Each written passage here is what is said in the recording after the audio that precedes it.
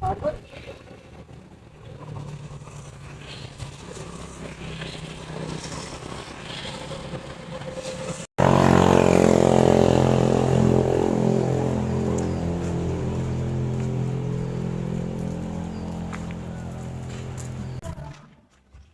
Anak, dito na ako.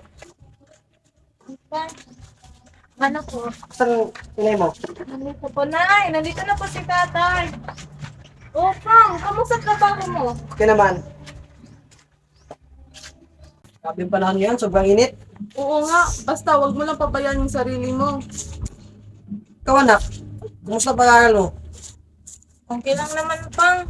Ang daming gagawin at saka ang daming gastusin. Punta na ako. Ma'am, ito lang talaga na kaya ko ngayon. Okay lang, Pang. Pero ang problema natin, paano natin ito pagkakasahin? Bibili pa tayo ng bigas at pagkain natin. Sige lang, Mang. Magsikap ako para gusto natin doon sa bahay at pag-aaral ng ating anak.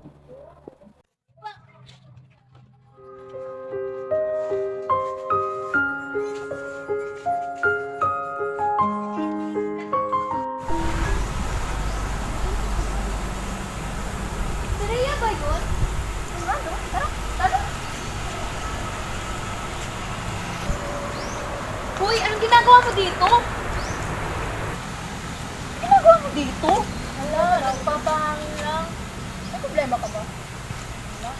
We, di nga. Tatas mukha mo.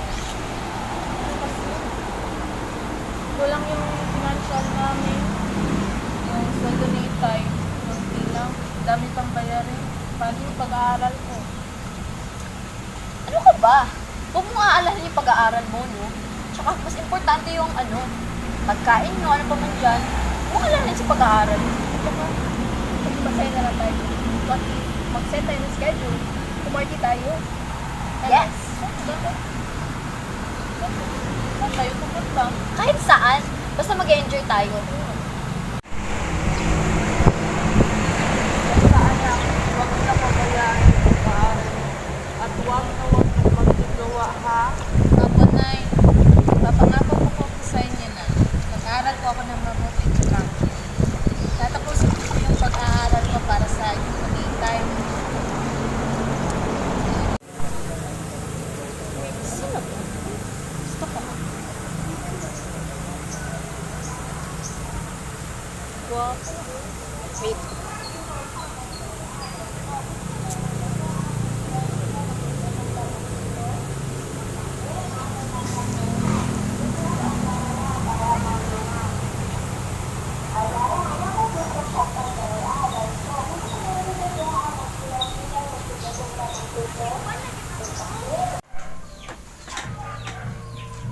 Ganda nito ah. Add ko nga to.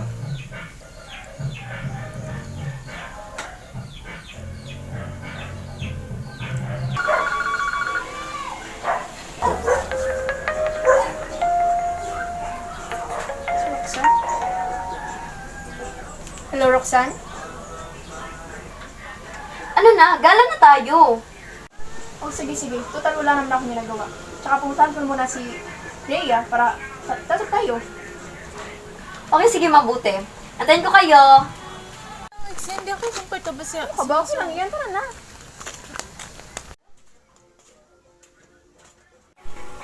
Rhea, Rex, nandiyan na pala kayo. Si Mark nga pala, kasama natin ngayon. Parang familiar ka. Parang familiar ka sa akin. Mark nga pala. Mas mabuti para magkakilala na kayo. Para magkasundo tayong lahat. Halika, pasok na. Iyo, minom ka, isa lang. Hindi ako minum. Minom ka, isa lang. Sige na, uminom ka na. Sige na, antay lang. Isa. Yay! Cheers!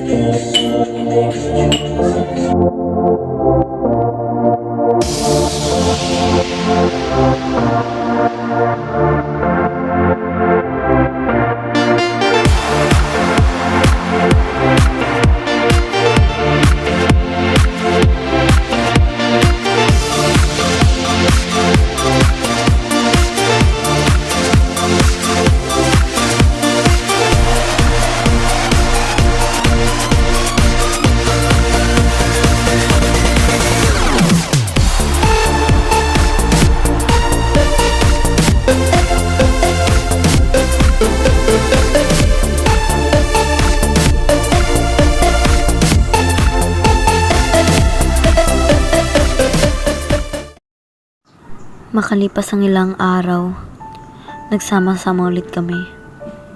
Pero, parang may kakaiba na kay Rhea. Kuya, sa'yo natin nung nakaraan, no? Oo nga, no? What if, ulit natin yung susunod? Yes, uulit talaga tayo. Di ba, Rhea? Rhea, Rhea. Rhea, may problema ka? Okay. Kamusta ka, Rexy? Okay na ako, ikaw. Rhea. Rhea, na paano ka? Rhea. Uy ka lang ba, Rhea? Okay, may sakit ka ba? Uy ka lang? Okay lang ako. At yun, buntis si Rhea. Hindi namin lubos akalain dahil ang gusto lang naman namin ay maging masaya siya. Nalaman ito ng kanyang mga magulang at inatake sila pareho sa puso.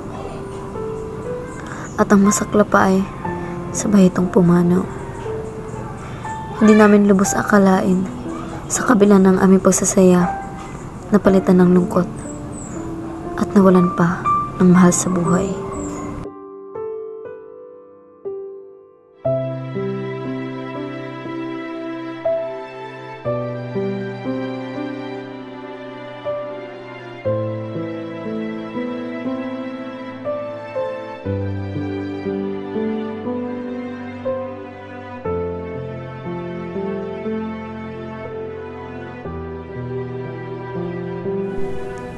Hindi lahat ng kahirapan kaya suklian ng kasiyahan. Minsan, kailangan nating isipin ang bunga nito. Kahit kulang tayo sa pinansyal, pero ang malaga, kumpleto ang pamilya. Libreng mangarap dito sa mundo. Depende na lang sa'yo kung kakayanin mo ang buhay na tinatamasa mo. Hindi lahat ng nasa paligid mo ay totoo sa'yo. Yung iba, kasama mo lang sa kasiyahan. Pagkatapos nito, nawala na lang na parang bula. Sa lahat ng pinagdaanan ko ay lahat yun pinagsisihan ko. Dahil alam kong mali. Mali ang lahat ng yun. Ngayon, ang matatanong ko lang sa aking sarili ay, uulit pa ba?